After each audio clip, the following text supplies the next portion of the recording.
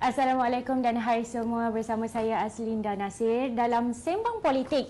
Buat kali pertama, MMTV membawakan khas kepada anda pelayar utusan online dan Kosmo Online bersama saya pada hari ini iaitu Ahli Parlimen Lembah Pantai, YB Fahmi Fadzil. Selamat datang ke studio kita. Dah lama kita tak jumpa ya sebab lama. Kita biasa berhubung melalui WhatsApp, phone call ya. Biasa dan terutama dalam setahun setengah ni sebab PKP dan sebagainya, jadi memang suka untuk ni first time saya rasa buat program macam ni, dah lama dah nak buat. Ya, betul, si rindu. Okey, so YB Fahmi Fadzil antara ahli politik yang muda, sekarang berusia 40 tahun genap, betul Ya, tak muda dah. Tak muda dah. Okey, tapi sayang tak boleh bersidang untuk sementara ni. Sementara waktu. Saya tak minta untuk YB komen panjang tentang isu tu kerana kita ada isu yang lebih menarik untuk kita kupas hari ini. Jadi, saya mengikuti perkembangan dari semasa ke semasa tentang karier YB yang sebelum ini. YB sebenarnya untuk pengetahuan pelayar utusan dan Kosmo, YB Fahmi Fadzil merupakan seorang selebriti sebenarnya sebelum ini. Tak, bukan. Dalam filem Golden Gincu, betul? Sikit-sikit lah. Sebelum ini bergandingan dengan Fazura dan juga Sezi Falak.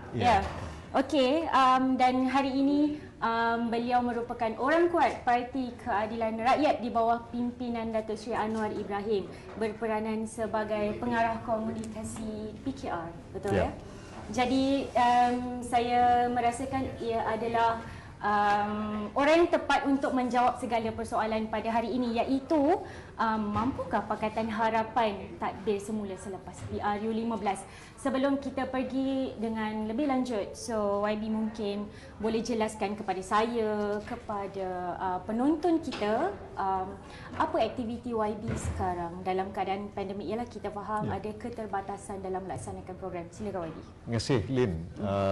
Pertama sekali terima kasih kepada MMTV dan saya sangat kagum dengan setup yang sangat santai, sempoi dan saya rasa very cost effective ni terbaik.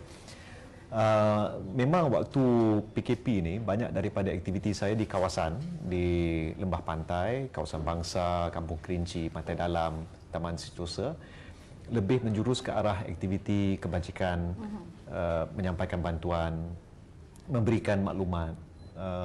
Biasanya apa yang berlaku waktu COVID, sekiranya mana-mana keluarga yang terkesan terpaksa kuarantin, ada yang bertanya, YB, kami ni nak tunggu siapa sekarang ni? Maklumat tak sampai. Jadi biasanya saya akan bantu sama ada dari segi makanan, emergency ataupun berhubung dengan pejabat kesihatan, tanyakan status dan bagaimana. Dan bila sekolah mula buka untuk SPM dan kemudian untuk pelajar-pelajar sekolah rendah, saya menyantuni untuk memahami keadaan ibu bapa yang mungkin terkesan akibat mungkin sebelum ni mereka ada beli gadget, peranti, tapi sekarang ni terpaksa usaha untuk cepat-cepat beli pakaian sekolah, beg sekolah, buku sekolah untuk bantu. Saya risau mereka yang anak-anak yang dah lama tak pergi ke sekolah, macam dah tak minat untuk nak pergi ke sekolah. Jadi saya ada berhubung dengan pihak sekolah, semak, tanya macam mana Dan ada juga sekolah-sekolah yang hadapi masalah yang mungkin setahun tu mereka perlukan lebih beberapa perkara. Jadi saya tolong sampaikan, saya tolong carikan, lebih kurang macam tu. Masa yang sama, memang dari segi politik, kerja-kerja yang diusahakan, memang sekarang ni kita tahu, terutama dalam 3 minggu yang baru-baru ni, isu ahli parlimen yang melompat. Jadi banyak tugas-tugas saya sebagai pengarah komunikasi untuk memberi penjelasan apa yang sebenarnya berlaku, kenapa mereka lompat, apa yang menyebabkan mereka lompat, kenapa sekarang, kenapa bukan tahun lepas waktu parlimen bersidang. Dan yang satu lagi yang penting sekarang ni adalah isu vaksin. Sebenarnya ini adalah mungkin saya boleh share. Boleh. Saya baru kena vaksin, boleh nampak dia punya ni ada masih lagi ada. Tak ada kesan. Alhamdulillah semua okey. Dan saya diminta oleh pihak PDRM untuk juga menyampaikan mesej kepada setidak-tidaknya warga Lembah Pantai, tapi Malaysia amnya, insya-Allah vaksin ini selamat dan kita perlu daftar dengan MySejahtera segera. Jadi kalau belum daftar lagi, saya minta semua pelayar yang menonton sekarang ni untuk segera daftar dengan MySejahtera. Caranya mudah, tapi kalau ada sesiapa yang kurang fasih mungkin boleh baca, insya-Allah utusan Malaysia akan masukkan dan Cosmo juga akan masukkan macam mana nak daftar dengan MySejahtera. Ini penting sebab setakat ini saya rasa belum lagi mencapai tahap yang kita sasarkan. Kita sekarang beralih kepada satu isu lah. YB sendiri pun tadi dah sebut tentang isu lompat parti. Kita sekarang sedang membuat persediaan untuk menghadapi PRU walaupun kita tak tahu bila. Dengan isu lompat parti ialah dia mula-mula isu kluster mahkamah, kemudian kluster katak, mungkin kan, sebab masing-masing cuba untuk mengukuhkan kedudukan masing-masing. Dah tak kira dah mandat yang rakyat berikan ni semua dah ditolak ke tepi. Jadi saya nak tanyalah dengan YB sebagai pengarah komunikasi PKR, bagaimana dengan kedudukan PKR itu sendiri? Goyah atau masih okey? Ya, insya-Allah untuk Parti Keadilan, kami memang dari segi sejarah perjuangan itu sangat lama dan kita telah hadapi sejak dari tahun 2004 siri pembelotan, pengkhianatan dan episod-episod seperti itu. Malah yang terbaru dan paling perit adalah tahun lalu di mana timbalan presiden keluar parti dan membawa sejumlah ahli-ahli parlimen belot dan khianat pada parti dan perjuangan dan juga pengundi-pengundi mereka. Sekarang ni yang kita lihat, semua insiden yang terbaru yang berlaku hanya berlaku selepas titah nasihat Seri Paduka Baginda yang di-Pertuan Agong yang diterbitkan melalui kenyataan media Istana Negara pada 24 Februari. Sebelum itu kita tak dengar ura-ura sangat tentang nak keluar ke, nak macam mana ke. Tapi saya dah jangkakan setengah daripada mereka mungkin hadapi apa-apa masalah ataupun ditekan ataupun tekanan politik, maka mereka ambil keputusan seperti itu. Cuma sejak daripada 2004, kalau kita lihat semua yang telah mengkhianati akhirnya terkubur kerjaya politik mereka.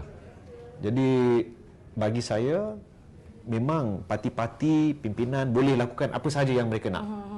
Tapi rakyat sentiasa memerhati, menilai dan akhirnya akan menghukum. Apa yang YB cuba sampaikan? Maksudnya adakah salah seorang pimpinan yang keluar daripada PKR iaitu Datuk Seri Azmin Ali keluar, dia sekarang adalah orang penting dalam Perikatan Nasional. Jadi maksudnya adakah kerjaya beliau akan terkubur selepas ini?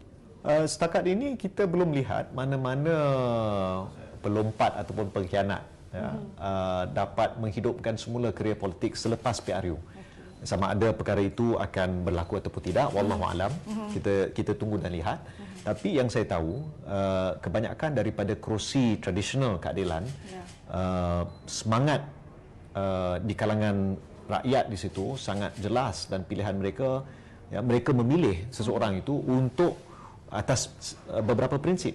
Jadi bila prinsip itu dinodai sebegitu cara dengan langkah syaratannya, dengan pembentukan kerajaannya seperti itu yang sehingga kini belum lagi ada ujian secara direct, secara langsung di parlimen, maka rakyat menilai, memerhati, membuat keputusan. Dan saya jangkakan mereka akan hadapi, para pengkhianat ini akan menghadapi masalah yang besar bila tiba musim PRU nanti.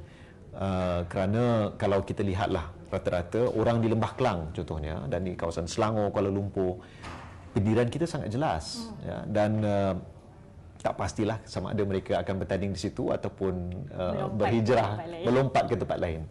Okey, jadi maksudnya samalah dengan kenyataan Presiden PKR dalam laporan mingguan Malaysia 14 Mac baru-baru ini yang menyatakan beliau memang mendoakan untuk pengkhianat ini merudum.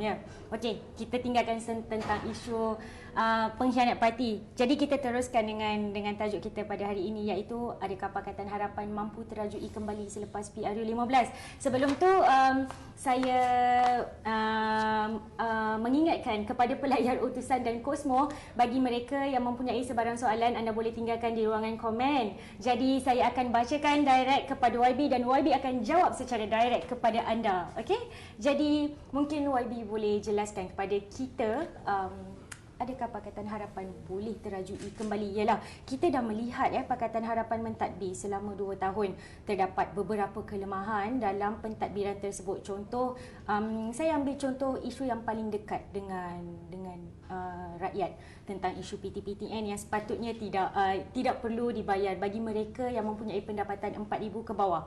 Tapi apa yang jadi, mereka tetap perlu membayar atas alasan hutang negara terlalu banyak dan hutang PTPTN pun mencecah 40 bilion dan jumlah itu perlu diberi semula kepada 180,000 ke 200,000 pemohon setiap tahun. Itu baru PTPTN, belum kita masuk tentang isu dividen tabung haji 1.25.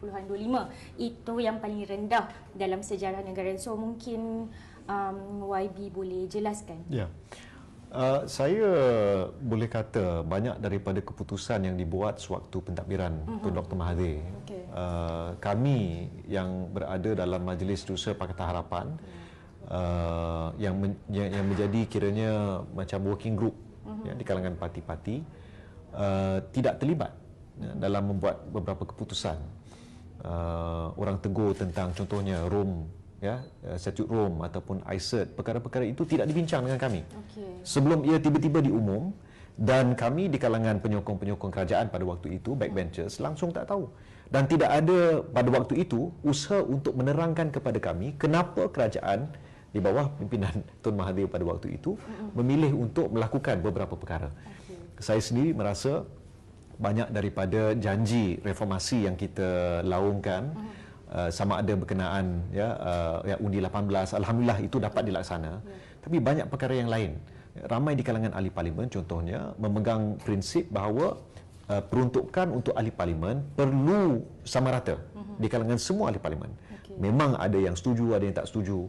Ada pula yang berkata semua ahli parlimen patut dibenarkan masuk ke sekolah-sekolah contohnya. Sebab itu adalah kawasan mereka. Mereka telah dipilih oleh rakyat di situ. Tapi ada juga di kalangan yang tak setuju ataupun merasakan itu politik yang terlalu baru mungkin. Jadi banyak yang kita bincang. Kadang-kadang benda itu berlaku baru kami tahu. Jadi nak kata itu sepenuhnya pentadbiran Pakatan Harapan, sukar untuk saya sendiri terima. Bagi saya itu adalah pentadbiran Tun Dr. Mahathir dan Pakatan Harapan membentuk sebahagian daripada kabinet beliau. Saya bagi contoh, pilihan menteri-menteri daripada Parti Keadilan Rakyat bukan mengikut list parti, dan apa yang berlaku kepada keadilan pada waktu itu exactly sama apa yang berlaku kepada UMNO di bawah Tan Sri Muhyiddin. Apa maksudnya? Mereka yang bukan daripada bagi keadilannya, mereka yang bukan daripada hierarki parti, bukan daripada senarai pimpinan parti, tidak diangkat menjadi menteri, tapi yang dipilih adalah dia bypass keputusan pimpinan. So maksudnya itu adalah pilihan Tun Dr. Mahathir sendirilah. Sama macam pilihan Tan Sri Muhyiddin sekarang. Dan saya percaya di situ ada satu bentuk titik temu di antara keadilan dan UMNO contohnya. Kita merasai bagaimana UMNO, ahli-ahli parlimen UMNO pada waktu itu telah diminta untuk lompat. Sama juga berlaku dengan keadilan. Maka kita lihat musuh keadilan sekarang, bagi kami pengkhianat jelas. Dan bagi UMNO juga saya rasa mereka pun lihat perkara yang sama. Jadi nak kata untuk keadilan Pakatan Harapan mentadbir, saya rasa peluang itu ada, dan kita telah membuktikan di beberapa negeri, negeri Selangor, Pulau Pinang, Negeri Sembilan, pentadbiran itu berjalan dengan baik dan masih berjalan. Sebelum YB meneruskan, saya boleh bacakan satu komen daripada netizen, boleh ya? Datang daripada Klaus Brown. YB, saya nak tanya YB rasa sokongan orang muda terhadap Pakatan Harapan bagaimana? Satu lagi, adakah YB rasa YB masih mampu meraih undi dalam kalangan masyarakat urban area untuk PRU 15 nanti? So, apapun YB memang humble, stay humble. Terima kasih. Okey, silakan YB. Ya, saya rasa di kalangan anak muda ada mungkin itu yang menimbulkan kegusaran di kalangan beberapa tokoh politik seperti Tan Sri Rais Yatin, Presiden Dewan Negara, di mana beliau kata tidak praktikal untuk membenarkan rakyat Malaysia berumur 18 tahun ke atas, 18 ke 21 untuk mendaftar sebagai pengundi dan sebagai calon. Jadi mungkin ada di setengah mereka yang merasa gusar. Bagaimana tidak? Sekarang ni antara mereka yang paling kerap kena compound RM10,000 adalah anak muda. Tapi memanglah ada yang lebih tua pun ada kena. Jadi mereka terasa satu bebanan dan mungkin satu kezaliman terhadap mereka, dan adakah akibat kezaliman itu mereka akan milih perikatan? I don't know kan, saya tak pasti. Tapi saya rasa semua parti perlu berusaha untuk mendampingi, mendekati dan merasai apa yang dilalui oleh anak muda sekarang. Sama ada di kawasan bandar, kawasan kampung, kawasan pedalaman, realiti sangat berbeza. Ya, malah di kawasan bandar pun, kawasan separa bandar pun, keadaan dia sangat berbeza. Ramai anak muda contohnya kehilangan kerja, ataupun saya baru pada hari Sabtu yang lalu pergi ke flat Seri Pahang, hadiri satu first time saya pergi baru-baru ni, kenduri take away, ya, kenduri kahwin, majlis resepsi take away kan, pergi jumpa dengan ayah pengantin, jumpa dengan pengantin, ya, dan saya dapati macam keadaan di kalangan ya komuniti. Ada yang datang jumpa saya kata, YB saya baru hilang kerja, YB anak saya hilang kerja, YB anak saya tak ada kerja. Masalah pekerjaan itu sangat real, sangat benda itu berlaku. Jadi saya rasa anak muda akan mendekati dan memilih mereka yang memahami keadaan dan berusaha memberikan penyelesaian kepada masalah mereka sekarang. Okey, bercakap tentang anak muda YB, adakah anak muda pada kali ini, maksudnya pada bacaan YB sendiri, akan memberi sekali lagi undi kepada Pakatan Harapan selepas ditipulah, senang saya gunakan perkataan itu, pada PRU 14? Maksudnya segala janji dalam manifesto banyak yang tidak dapat ditunaikan. Mungkin kerana tidak sempat mahu ialah menstruktur kembali apa yang dibuat oleh pentadbiran Barisan Nasional. Bagi saya nak mohon maaf ya kepada para pengundi di atas ketidakupayaan kami mengekang langkah Sheraton. Kita dengar baru-baru ni Haji Hadi, ya, Tuan Guru Haji Hadi, dia kata memang planning untuk langkah Sheraton pengkhianatan ni berlaku sejurus selepas PRU. Dan saya sendiri dalam beberapa episod dengan mereka yang menjadi watak-watak utama pengkhianatan tu, tak sangka mereka akan lakukan satu perkara yang memang boleh kata mengkhianati pengundi, ya, sehingga mengakibatkan orang berasa, buat apa aku nak mengundi? Aku mengundi dia ni pun, si Fulan ni pun nanti boleh melompat pergi sana. Betul. And for what? Ya, itu yang berlaku sekarang. Ya, dan itulah sebabnya waktu ahli parlimen UMNO mula melompat masuk ke Bersatu, saya dan ramai rakan-rakan tidak bersetuju. Stay in your party, face the challenges. Sebab bila kamu lompat, kamu khianat kepada pengundi-pengundi yang telah memilih kamu pada PRU, maka kamu akan menimbulkan rasa syak wasangka, dan tindakan jelek itu akan mengakibatkan orang merasa, buat apa aku nak keluar mengundi? Kan? Kecuali itulah sebenarnya efek yang diingini. Maksudnya mereka nak orang yang telah mengundi Pakatan Harapan untuk tak keluar lagi. Maka itulah sebabnya mereka laksanakan, okey, Dr. Xavier, kamu tukar sekarang. Saya ingatkan Dr. Xavier asalnya, saya ingatkan dia akan keluar parti sebelum Tan Sri Muhyiddin pergi ke Mekah.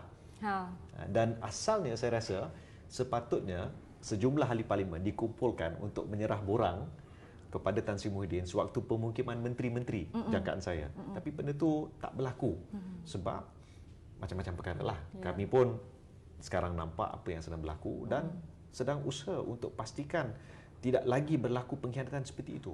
Mereka boleh lompat sekarang, tapi katalah dia lompat dan dijanjikan jawatan ataupun habuan ataupun apa-apa. Tiba-tiba bulan 4 ni parlimen bubar. PRU bulan 6 ataupun PRU bulan 9. Tak sempat dia nak rasa nikmat. Jadi dia akan hadapi azab daripada pengundi-pengundi. Dia nak bertanding kat mana? Ya, betul. Dr. Xavier selepas ni nak kembali ke Kuala Langat. Suka. Stephen Chong nak kembali ke Tebrau. Suka.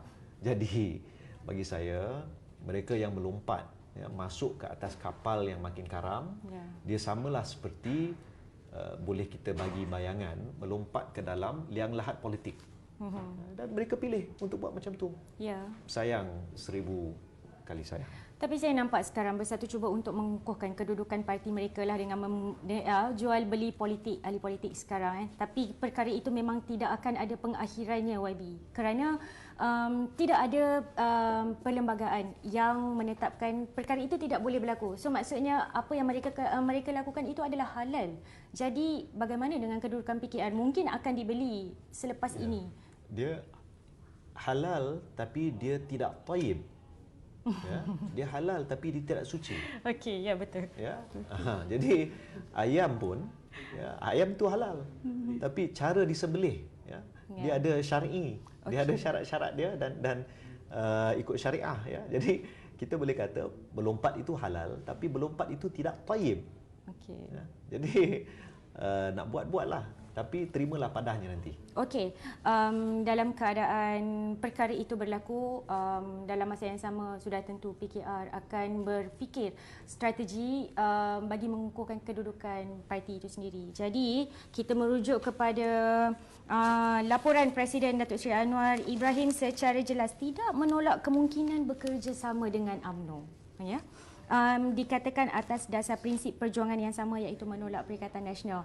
Jadi boleh saya katakan secara ringkas pada PRU 14 Pakatan Harapan menggunakan pengaruh Tun Mahathir Mohamad untuk menarik undi masyarakat sekaligus Barisan Nasional tumbang pada ketika itu. Dan kali ini Pakatan Harapan maksud saya PKR cuba untuk bekerjasama dengan UMNO.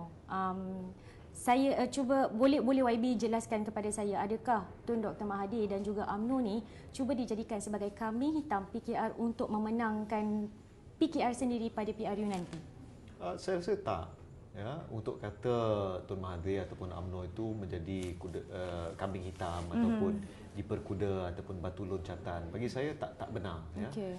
Malah sewaktu Tun Mahathir mula-mula dirangkul, dikumpulkan kumpulan-kumpulan dan rakan-rakan beliau untuk bersama, saya sendiri hadapi boleh kata banyak persoalan daripada pengundi-pengundi di bangsa contohnya. Kata, boleh percaya ke kan? Dia tanya saya kata tak, kita sekarang ni hadapi satu keadaan macam ni dan saya perjelaskan. Dan kalau kita lihat apa yang berlaku kepada politik Malaysia selepas pengkhianatan langkah Sheraton, sangat jelas iaitu prinsip demokrasi itu telah dinoda. Okey. Dan kesannya kepada masa depan negara itu sangat-sangat besar. Kalau kita tak boleh percaya nilai undi kita akan dihormati dan ada martabat, maka idea demokrasi itu akan terhakis dan terkubur lambat laun.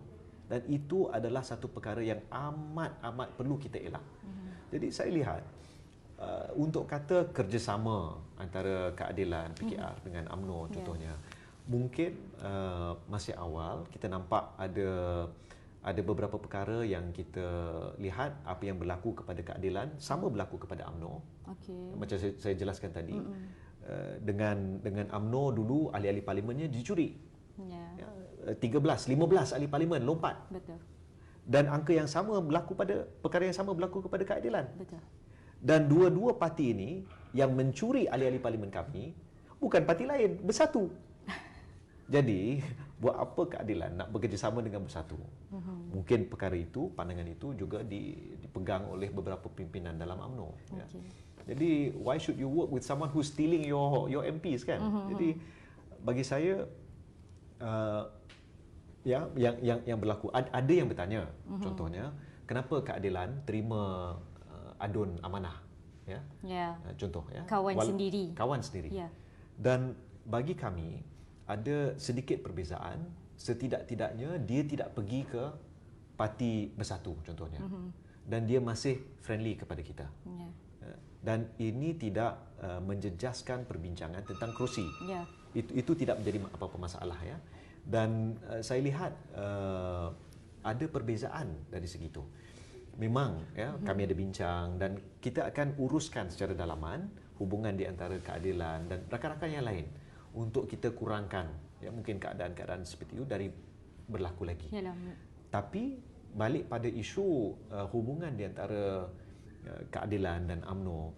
Saya lihat semalam DAP di Perak dia ada buat dia punya convention ya. Dan Setiausaha Agung DAP Saudara Lim Kuan Ing pun berkata sekiranya prinsipnya jelas tidak menjadi masalah sekiranya ada cara untuk bekerjasama. Ya, tapi dengan tidak melibatkan golongan kleptokrat. Ya. Ya. Mungkin so, macam mana dengan pandangan PKR waktu pada perkara itu? Ya, bagi kami seperti yang Datuk Seri Anwar, Presiden Keadilan telah nyatakan, kita ada beberapa prinsip dan landasan ya yang kita pegang dan sekiranya mana-mana pihak sekalipun ingin bekerjasama, maka ini adalah guidelines-nya. Okay. Ya, dan kita contohnya tidak akan berkompromi dalam isu rasuah. Tapi kita tidak akan sekali-kali mengusahakan apa-apa untuk menafikan kebebasan institusi kehakiman. Okay. Kita tidak akan campur tangan dalam bab itu. Ya, biar sebab mungkin ya ada beberapa pimpinan yang merasakan ada isu dalam cara institusi kehakiman ya, dikendalikan. Tapi itu saya lihat bagi keadilan jelas iaitu ini adalah prinsip dan ini adalah landasan. Sekiranya ingin bersama, maka inilah ya, akan menjadi kerangka untuk sebarang kerjasama. So maksudnya YB dekat sini saya ada baca perbincangan yang tidak rasmi bersama dengan UMNO dan sekarang PKR adalah sehaluan dengan UMNO seperti yang YB jelaskan sebentar tadi. Ahli parlimen kita dicuri oleh Bersatu sendiri. Jadi kalau kita mengimbas balik pada PRU 14, PKR ialah dengan gabungan dalam Pakatan Harapan menjelaskan tolak UMNO, tolak BN, tapi tiba-tiba tok untuk PRU 15 ni bekerjasama pula. Jadi dari segi pengundi, adakah YB yakin pengundi boleh menerima penyatuan antara PKR dan juga UMNO ni? Saya sebagai seorang reformis ya, sebagai seorang yang berpegang kepada konsep islah ataupun perubahan, melihat sesiapa yang ingin bekerjasama dengan keadilan contohnya perlu memberikan satu keyakinan bahawa mereka mahu berubah ya, ataupun membawa satu perubahan. Dalam keadaan sekiranya dikekalkan apa yang sedia ada, maka negara akan terus terjerumus ya, dan keadaan itu akan semakin teruk ya, seperti yang kita lihat. Saya bagi contoh yang paling mudah sekarang ni adalah akta ordinan darurat baru tentang berita palsu, berita tidak benar ya. Tiba-tiba dilonggokkan RM100,000 saman ya, denda ataupun compound RM10,000 ya. Perkara-perkara seperti ini saya tak pasti sama ada mereka yang berada dalam kerajaan ada rundingan perbincangan, tak pasti ya. Tapi bagi kami yang jelas adalah musuh politik itu satu, tapi pengkhianat itu lebih jelas, dan pengkhianat ini ya yang bagi saya merosakkan keadaan demokrasi di Malaysia. Maka kita pada waktu ini perlu melihat bagaimana untuk kembalikan, memartabatkan semula demokrasi itu sendiri. Dan mesti ada satu, bagi saya anggap PRU 15 adalah perang menentang pengkhianatan. Okey, perang menentang pengkhianatan itu formulanya. Ya, mungkin itu cadangan. Saya bukan presiden parti. Saya tahu. Okey, jadi maksudnya YB ini melibatkan kerjasama antara PKR dan juga UMNO ataupun Pakatan Harapan bersama UMNO? Sekarang ni kita belum ada perbincangan di peringkat Pakatan Harapan tentang apa-apa bentuk kerjasama. Ya. Tapi dari segi prinsipnya, kita perlu merangkul semua kekuatan.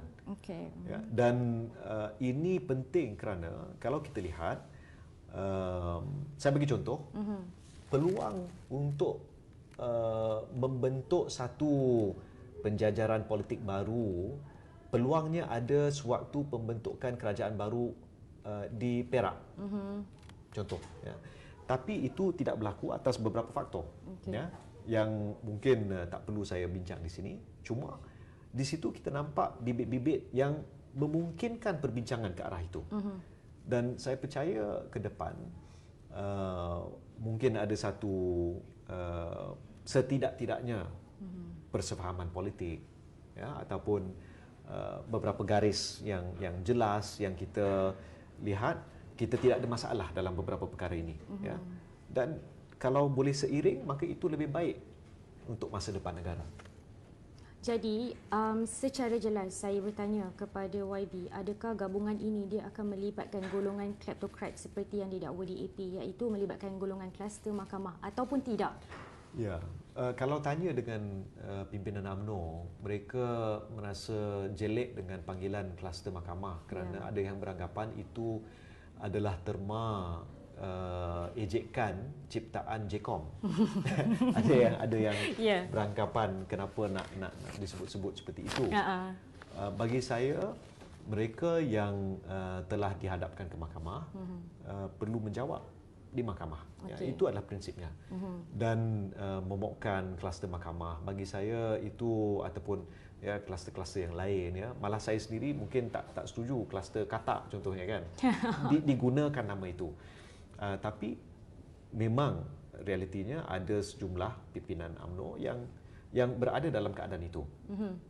Bagi saya keadaan dia waktu ini masih awal untuk melihat, tapi saya percaya bukan sahaja setakat beberapa pimpinan yang dihadapkan, tapi lebih ramai anggota di peringkat akar umbi yang jelas bahawa mereka di kalangan UMNO menghadapi masalah untuk bekerjasama dengan bersatu. Contoh, kita boleh lihat di mana-mana tempat setengah-setengah tu yang sampai kepada saya, contohnya, walaupun ini hal parti masing-masing, ya, tapi ada yang mengadu kan, kata oh, ketua cawangan kami dia telah lompat ke sana, ni dah pergi ke sana kan. Jadi itu menimbulkan orang kata ketegangan di peringkat akar umbi, dan mereka lihat perkara itu.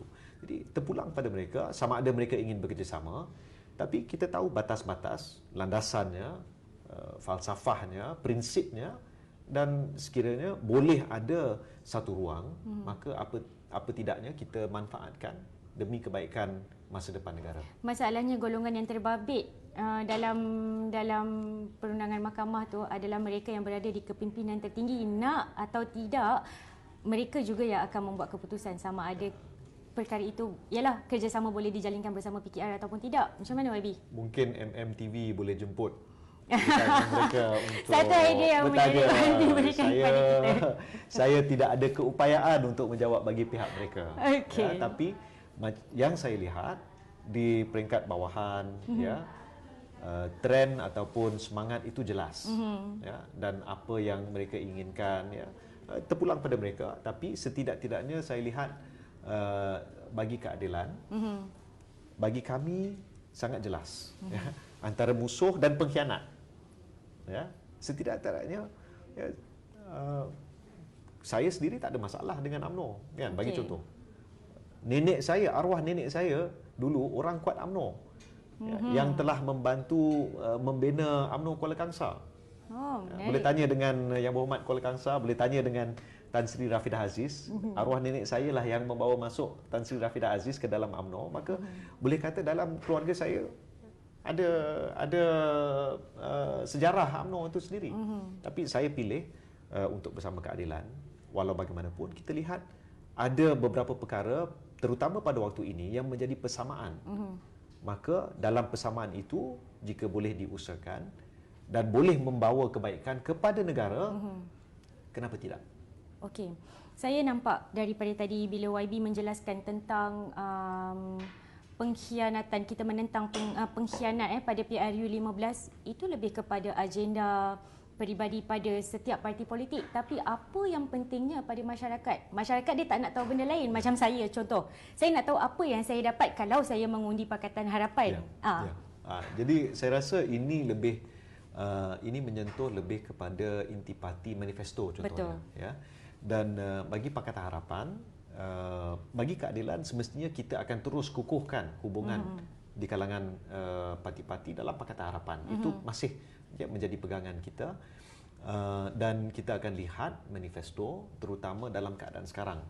Kita dengar baru-baru ni jumlah penganggur contohnya meningkat.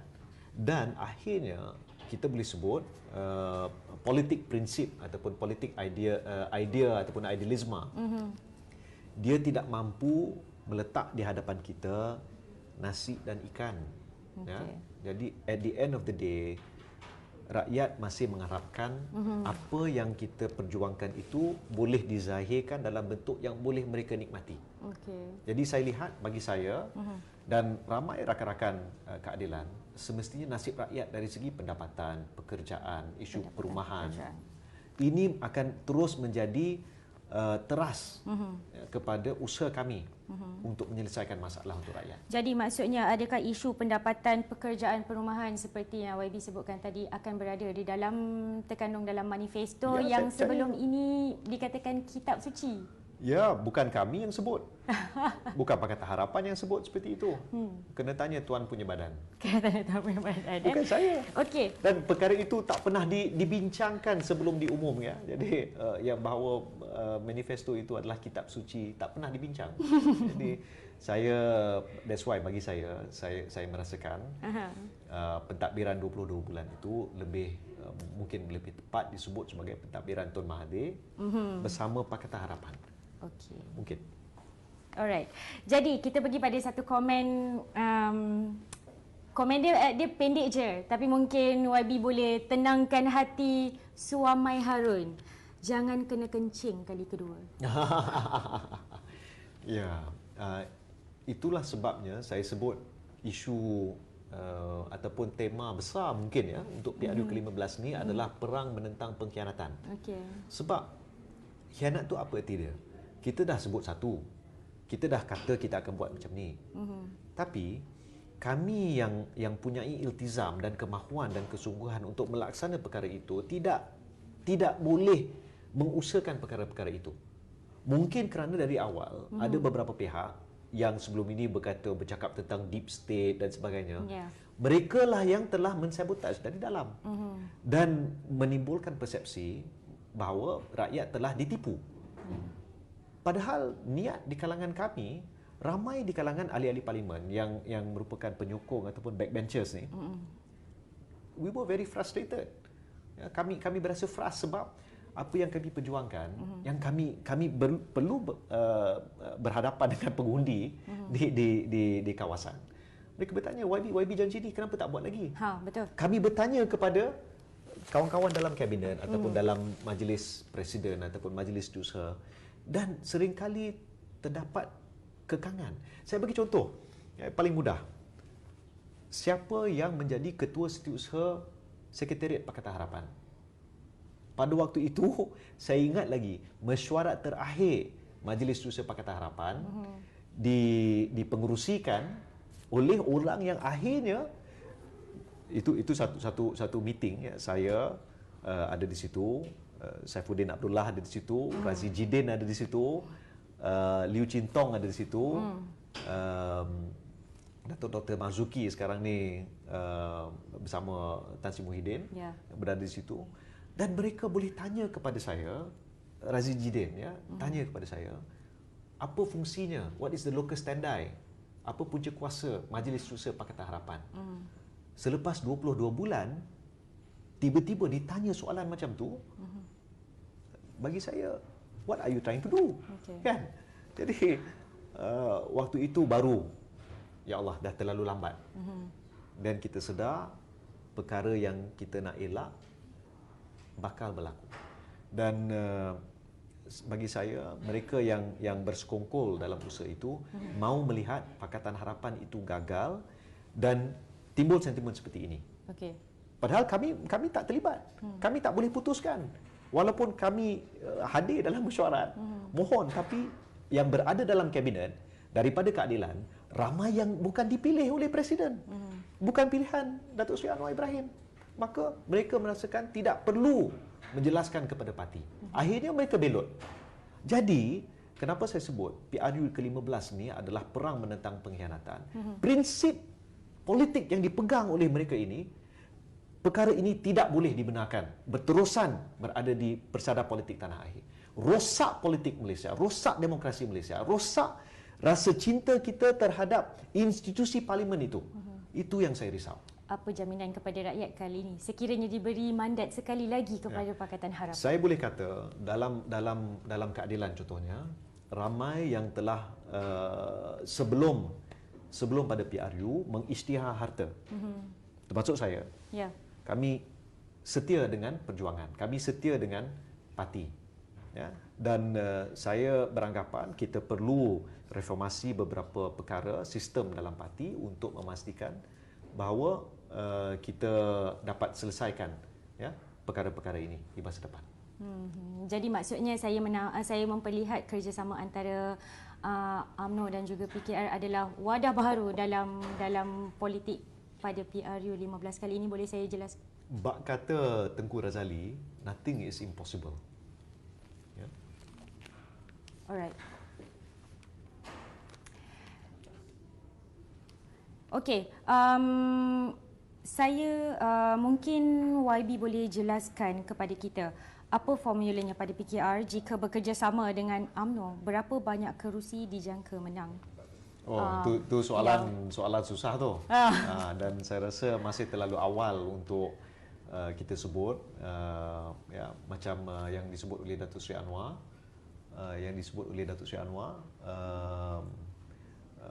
perbincangan masih bersifat tidak formal. Jadi kita biar perbincangan itu berterusan dahulu, baru kita akan sampai ke soalan itu. Okey, saya ingin bacakan komen daripada netizen. Steady YB memang PhD sabotaj maksudnya. Ya. Maksudnya PH menjadi pentadbir tapi yang mastermind adalah Tun Dr. Mahathir. So maksudnya jangan salahkan Pakatan Harapan ke macam mana? Okey, saya tak semestinya meletakkan Tun Mahathir sebagai orang utama ya yang menyebabkan perkara itu berlaku. Walaupun dengan beliau meletak jawatan, maka semua itu dimungkinkan dengan peletakan jawatan beliau. Tapi terdapat sosok-sosok ya individu-individu, tokoh-tokoh yang terlibat dalam perancangan itu, dan mereka lah yang telah membolehkan keadaan itu mungkin berlaku. Ya, kalau kita lihat 21 hari bulan Februari 2020, mesyuarat Majlis Presiden Pakatan Harapan memutuskan Tun Dr. Mahathir boleh terus mentadbir, tak jadi masalah. Dan pilihlah bila masa untuk berundur ataupun letak jawatan. Tapi tiba 23 hari bulan, tak ada angin, tak ada ribut, tiba-tiba digerakkan juga. Jadi mereka yang terlibat dalam usaha itu, mereka lah yang telah sebenarnya mengkhianati rakyat, mengkhianati Pakatan Harapan. Okey, saya nak tanya, untuk PRU 15 kali ini, adakah kerjasama bersama dengan Tun Mahathir akan dibuat sekali lagi ataupun memang no? Saya lihat tak jadi masalah. Ya, malah sekarang pun baru-baru ni ada satu jawatan kuasa memohon penamatan darurat. Saya terlibat dan ada wakil-wakil pejuang di situ. Ya, ada beberapa wakil yang lain. Jadi tak jadi masalah untuk terus bekerjasama. Dan kita pegang pada prinsip bagi Pakatan Harapan, calon Perdana Menteri adalah Datuk Seri Anwar Ibrahim. Dan ini tidak pernah ada perbezaan pandangan ataupun khilaf di kalangan pimpinan dan Majlis Presiden. Jadi sekiranya dia apa yang saya sebut tentang garis ataupun landasan ataupun prinsip itu, dia terpakai kepada sesiapa sahaja yang ingin bekerjasama dengan dengan Pakatan Harapan. Tak jadi masalah. Ataupun nak bekerjasama dengan keadilan, tak jadi masalah. Ya. Dan ya, saya lihat ya, kita terpulang, kita terbuka untuk kerjasama. Walaupun bersama dengan PAS, kerana UMNO kini terikat dalam gabungan Muafakat Nasional bersama PAS, dan PAS pula diikat dalam gabungan Perikatan Nasional antara PAS dan juga Bersatu. So, bagaimana dengan PKR? Mereka terikat-ikat. Saya rasa tengok kalau boleh diselesaikan ikatan-ikatan itu dulu dan kemudian kita boleh lihat bagaimana. Okey. Mungkin saya boleh bacakan lagi sedikit ya. Apa yang dilihat PN nak terus kekal berkuasa, PH nak lawan pengkhianat, UMNO akan kekal bersama BN Solo, menang jadi kerajaan. Bagaimana? Macam mana? PN nak terus kekal berkuasa, PH nak lawan pengkhianat, UMNO akan kekal bersama BN Solo. Saya tak pasti bagaimana keadaannya nanti, sebab politik ini dia orang boleh kata anything can happen, nothing is impossible. Ya. Jadi masih terlalu awal pada waktu ini untuk kita nak jadi nujum pun susah. Dan lebih baik sekiranya kita fokus kepada perkara-perkara yang praktikal, isu COVID, isu pekerjaan, isu masalah. Dan kita lihat dalam banyak perkara, apa yang disebut oleh pimpinan, ya, sama ada keadilan ataupun UMNO, ada keserasian, ya, ada beberapa perkara yang disentuh, ya, contohnya isu moratorium, ya, sampai sekarang tak diberi, ya, itu masih menjadi masalah. Isu ICINA dan banyak lagi perkara. Jadi bagi saya mungkin kita akan menuju satu era politik di mana pembentukan kerajaan itu berlaku atas dasar kebersamaan selepas PRU. Itu pun mungkin berlaku. Tak semestinya gabungan berlaku sebelum. Mungkin selepas. Ataupun na'udzubillah, gabungan yang bertanding tapi selepas itu pecah-pecah dan bentuk yang baru. Bagi saya itu yang macam berlaku masa Sheraton. Ya, betul. Ya. Jadi saya anggap ada kemungkinan contohnya kita bertanding, ya, dan dia lebih mirip macam keadaan di negara-negara lain macam di Germany ataupun di UK, ya. Bila selepas PRU baru mereka fikir macam mana nak usahakan membentuk, ya, sama macam New Zealand, ya. Dan yang jelas hari ini monopoli ke atas politik tanah air itu telah terpecah, dan untuk membentuk semula bukan mudah. Tapi yang lebih perlu kita usahakan adalah mencari titik temu dan persefahaman di atas dasar, di atas prinsip, di atas program. Dan setidak-tidaknya kestabilan boleh dicapai dan rakyat akan mendapat manfaat. Bermakna gabungan dalam kerjasama parti politik tu perlu diperbetulkan dulu, tapi dalam masa yang sama janji kepada masyarakat. Bagaimana? Ialah maksudnya Pakatan Harapan telah memerintah selama 2 tahun. Kita dah tahu dah selok-belok dalam pentadbiran kerajaan bagaimana. So adakah janji gula-gula manis kepada rakyat ni kali ini lebih tepat berbanding daripada manifesto yang sebelum ini dibentangkan kepada rakyat? Ya, gula-gula manis ni kalau akhirnya jadi kencing manis susah. Jadi kita kena lebih lihat apa yang rakyat perlukan. Ya, makanan yang berkhasiat, ya, impian yang lebih mampan, ya, sustainable. Jadi perkara-perkara ini saya rasa sudah pasti menjadi perkara yang kita akan guna sebagai rujukan untuk membentuk manifesto. Maksudnya apa? Kalau dulu kita impikan penyelesaian sebegini, tapi dalam 22 bulan kita mentadbir, kita lihat angka-angka sebenar. Kita tahu apa yang berlaku. Kita tahu mungkin kekangan sistem. Dan di situ sewaktu kita mentadbir, sewaktu rakan-rakan, ya, terlibat sebagai jemaah menteri, mereka dapat proses yang mematangkan cara mereka menggubal dasar. Dan itu bagi saya sangat penting. Ya, dan ada beberapa perkara, contohnya saya ingat lagi waktu pembentangan bajet belanjawan 2018 untuk tahun 2019. Satu perkara yang pada waktu itu ditekankan, potong subsidi untuk nelayan, petani dan sebagainya, tapi diperjuangkan oleh Pakatan Harapan, backbenchers termasuk Datuk Seri Anwar untuk dikembalikan. Maka akhirnya dikembalikan. Ya. Jadi di situ mereka yang membuat dasar akhirnya melihat, oh ya Allah, aku salah tu, kan? Dan boleh perbetulkan. Sama juga bagi kami yang terlibat dalam proses membentuk manifesto untuk pilihan raya, kita dah faham apa yang berlaku dulu, apa yang boleh, apa yang suka, apa yang perlu kita usahakan untuk memastikan dana itu cukup. Ya. Dan saya percaya proses mentadbir ataupun melihat bagi kami, saya sendiri tak terlibat, ya. Saya sebagai penggubal undang-undang, ya, lawmaker, ya, ahli parlimen sahaja, tapi saya lihat dan dalam penerangan, ya, yang saya terima, setidak-tidaknya saya faham, oh inilah sistemnya sebenarnya. Inilah apa yang boleh dilakukan. Dari mana kita nak cari duit untuk bayar sekian-sekian. Maksudnya manifesto kali ini bukanlah sekadar cakap kosong macam tu maksudnya? Definitely not. Ya, insya-Allah dia lebih berpijak di bumi yang nyata. Tapi yang kita nak usahakan daripada pijakan itu adalah untuk membangun negara yang lebih adil untuk semua rakyatnya. Ada setengah dakwaan daripada netizen.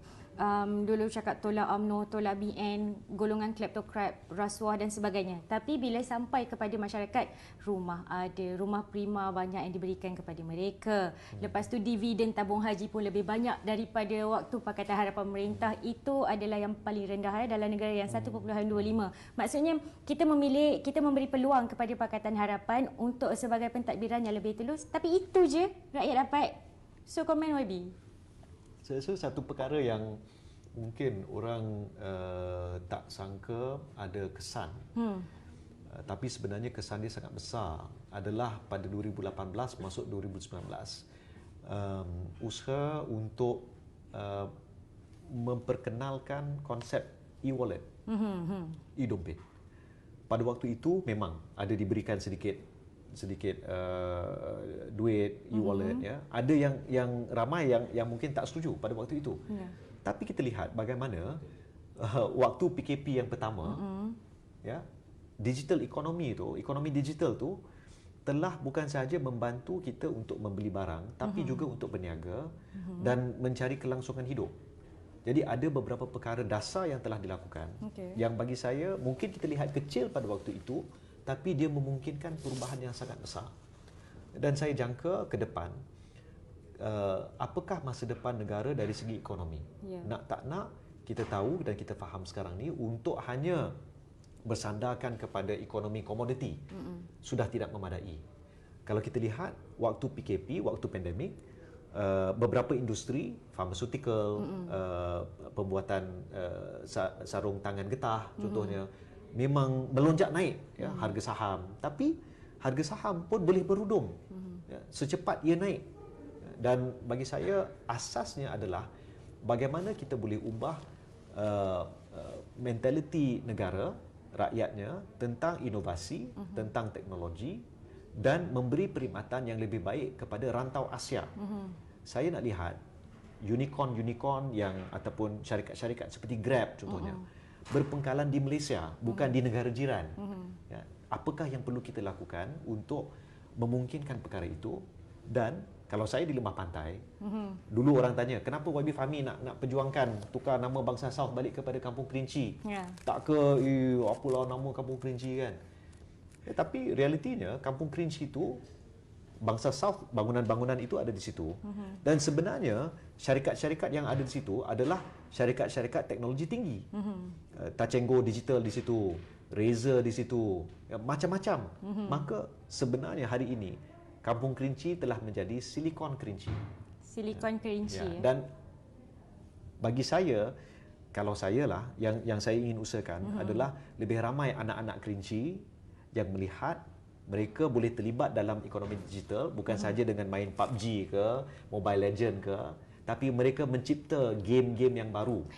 Okey, bermakna soalan terakhir daripada saya, YB akan pertahankan Parlimen Lembah Pantai pada PRU 15? InsyaAllah. sekiranya itu yang diarah oleh pimpinan. Okey, terima kasih YB Fahmi Fazil atas perkongsian dengan kita. Terima kasih sudi hadir ke studio kami. Jadi sedikit sebanyak ia dapat memberi gambaran kepada kita apakah hala tuju PKR selepas PRU 15, kerjasama dan yang paling penting adalah apa yang kita akan perolehi pada PRU 15 sekiranya mandat diberi sekali lagi kepada Pakatan Harapan. Jadi terima kasih, teruskan menyokong Utusan Online dan Kosmo Online. Terima kasih. Assalamualaikum dan salam sejahtera.